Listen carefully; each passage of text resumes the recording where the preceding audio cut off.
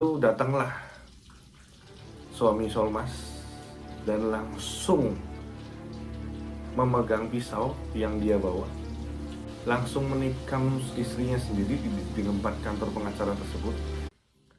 Halo guys, kembali lagi bersama saya di channel Billy Permana Story.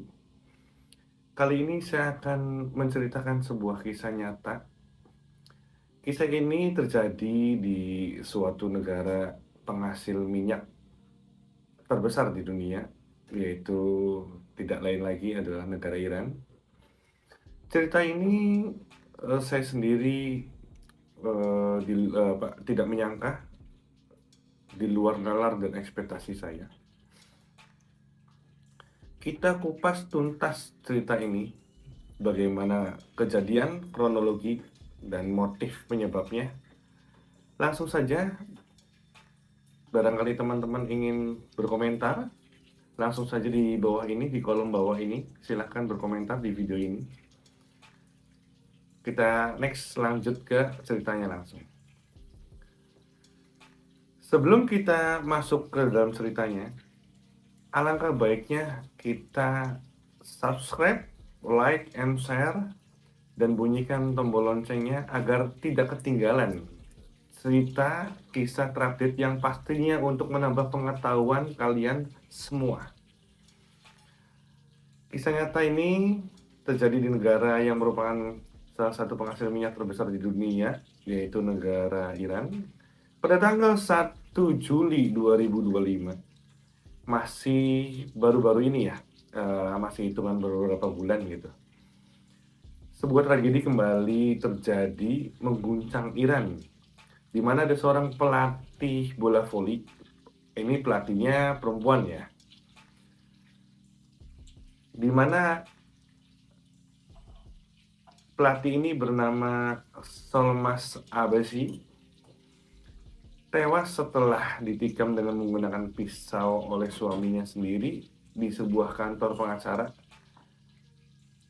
di sebuah kota di Urmia, daerah Iran bagian barat. Jadi kalau kota Urmia tuh di bagian baratnya Iran lah. Itu salah satu kota terbesar juga di Iran, salah satu kota termaju dan terbesar juga di Iran. Tega sekali ya, bisa-bisanya suami menikam istrinya sendiri. Apa saat menikah Solmas tidak mengenal lebih jauh karakter dan sifat asli suaminya? Peristiwa ini bisa untuk jadi pelajaran kepada semua wanita agar ketika memiliki pasangan harus mengetahui sifat dan karakter pasangan kita agar tidak terjadi seperti yang dialami Solmas Abbasi. Next, kita ceritakan alurnya. Menurut kepolisian setempat, kepolisian lokal Iran, dan disiarkan oleh kantor berita Rokna yang biasa meliput berita di daerah lokal setempat, peristiwa mengerikan tersebut terjadi pada hari Sabtu malam Minggu sekitar pukul 22.30. Itu 22.30 berarti kalau di kitanya kan beda sekitar 3 jam 2 jam ya. 22.30 waktu setengah 11 malam lebih tepatnya. Suaminya Solmas Abbasi melancarkan aksi pembunuhan dengan cara menikam istrinya dengan sadis sehingga Solmas Abbasi meninggal gara-gara banyak luka parah akibat tikaman yang bertubi-tubi yang ia terima dari suaminya. Sementara kepolisian atau pihak berwajib memberikan klarifikasi penyebab motif suaminya melakukan itu semua adalah Solmas Abbasi dibunuh oleh suaminya ketika Solmas memenangkan sebuah kompetisi bola voli ya. Karena Solmas Abbasi itu pelatih bola voli perempuan, wanita ya. Di daerah Jordan, dan ketika dia memenangkan sebuah kompetisi, dia Solmas Abbasi itu memfoto pergelangan tangannya sedang memegang sebuah medali. Lalu Solmas Abbasi mengupload foto tersebut, mengunggah atau menguploadnya di media sosial, yaitu di Instagram Solmas. Tidak sengaja suaminya itu mengetahui uploadan foto tersebut, dan suaminya menyuruh Solmas Abbasi dan memaksa agar segera uploadan foto tersebut dihapus. Tapi ketika suami Solmas Abbasi itu menyuruh menghapus fotonya kepada Solmas, Solmas tidak menggubrisnya karena bagi Solmas itu adalah suatu kebanggaan sendiri yang dia raih, yang selama ini dia kerja keras bersama timnya, yang ia raih sehingga ia sampai memperoleh kemenangan. Karena Solmas tidak menggubris apa yang diperintahkan suaminya, suaminya langsung mengancam kalau tidak menghapus foto tersebut, Solmas akan diberikan pelajaran, diberikan sanksi, diberikan teguran ataupun siksaan oleh terhadap suaminya.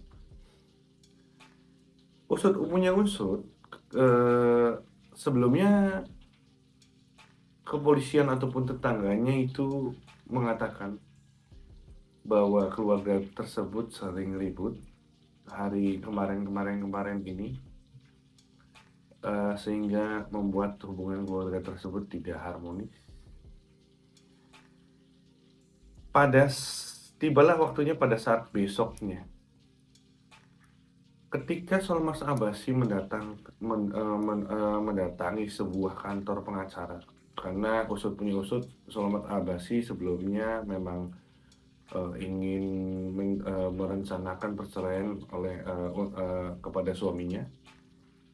Ia mendatangi sebuah kantor pengacara untuk menanyakan atau menemui kepada pengacaranya bagaimana proses yang sudah berjalan sekarang, sampai di mana, karena Solmas Abbasi sebenarnya sudah tidak tahan atas kelakuan dan sifat karakter suaminya tersebut.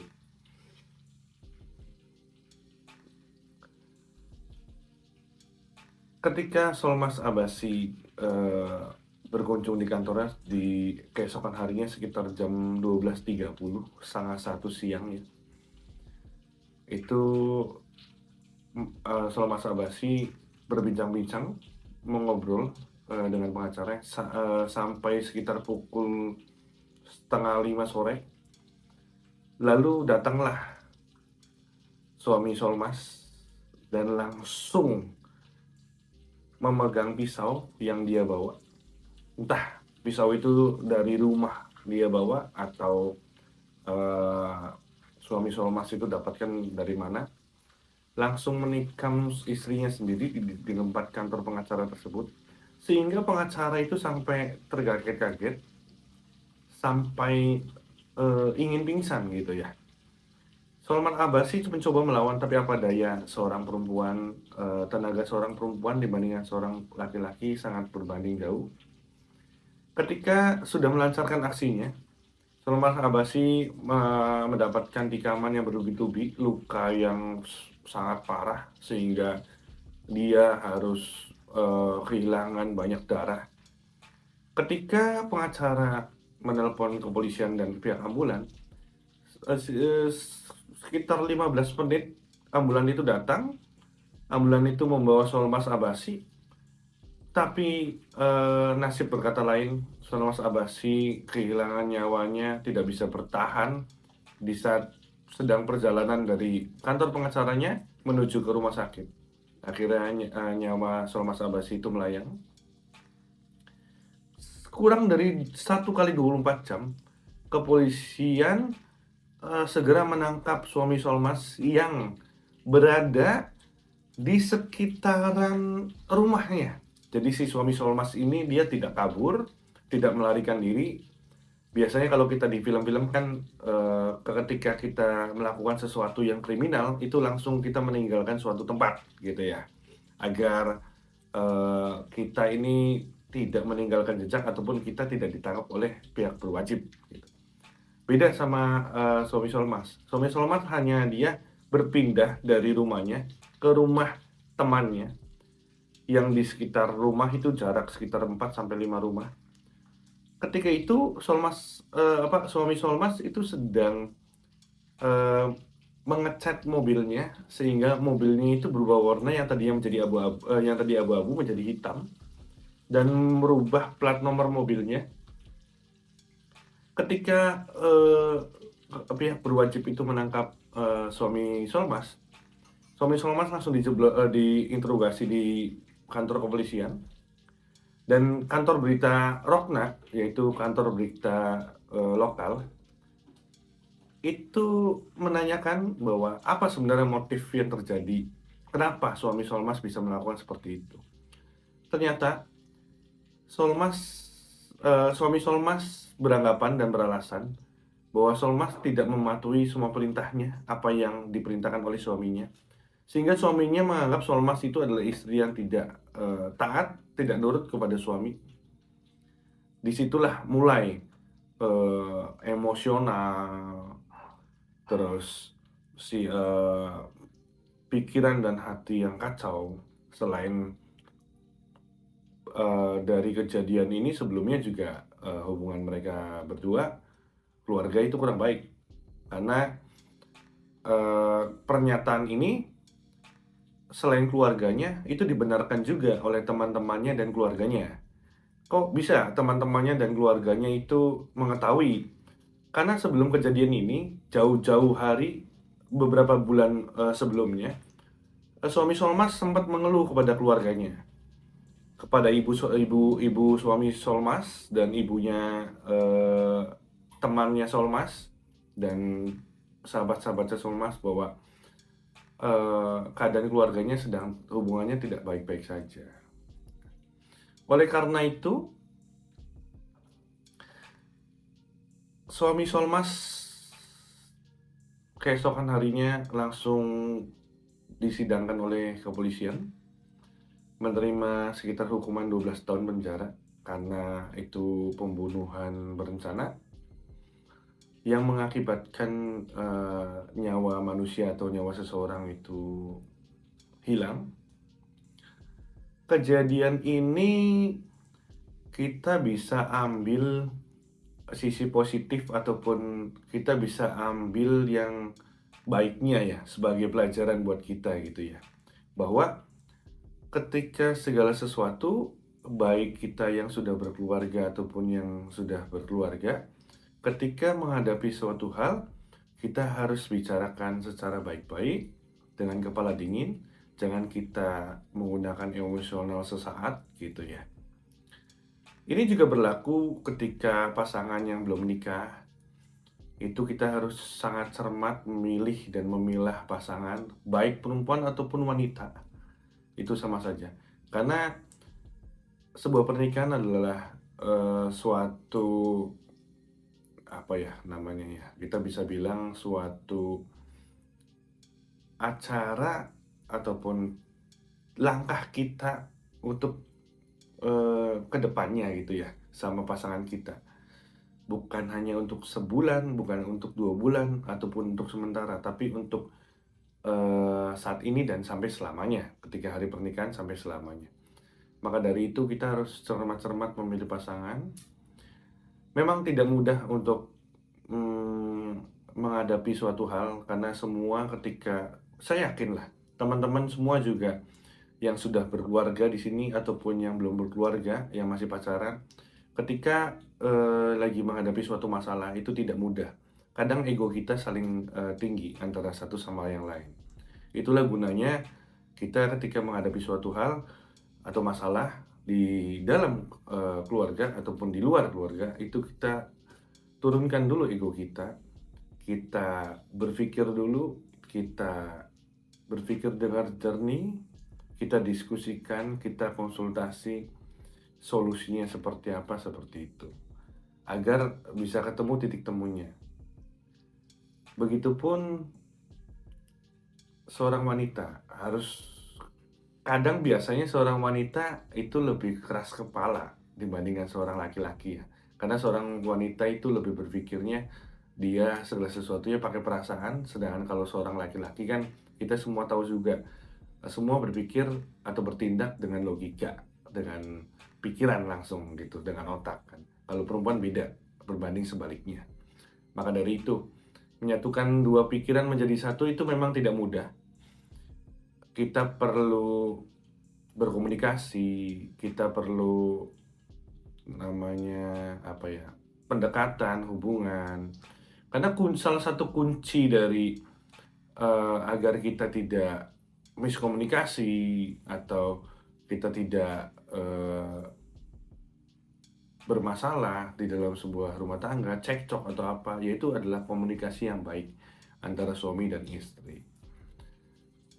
Karena ketika komunikasi berjalan dengan baik, disitulah kita bisa saling mengerti pasangan kita satu sama lain, apa yang dia mau, apa yang dia tidak mau, apa yang dia suka, apa yang dia tidak suka. Gitu. Kita belajar dari kisah Solmas Abbasi ini sebuah kepahitan dalam rumah tangga yang harus diterima oleh Solmas Abbasi dan harus dialami dengan kurang mengenakan sekali ya, karena harus mengalami dengan kematian.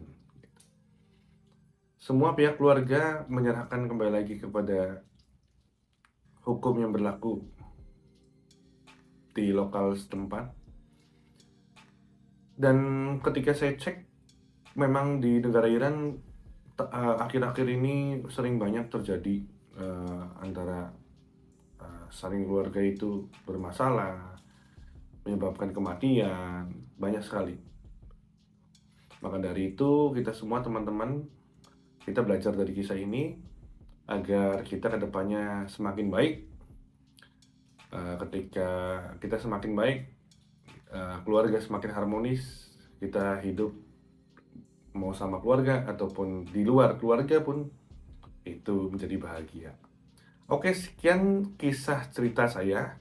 Mohon dukungannya teman-teman semua untuk subscribe dan like dan share video ini. Nantikan video-video selanjutnya, kisah nyata ataupun peristiwa yang terjadi sekarang ini yang lagi hits, yang lagi populer. Saya akan menceritakannya dengan detail, dengan akurat, dengan sumber yang terpercaya. Terima kasih banyak. Sampai jumpa kembali.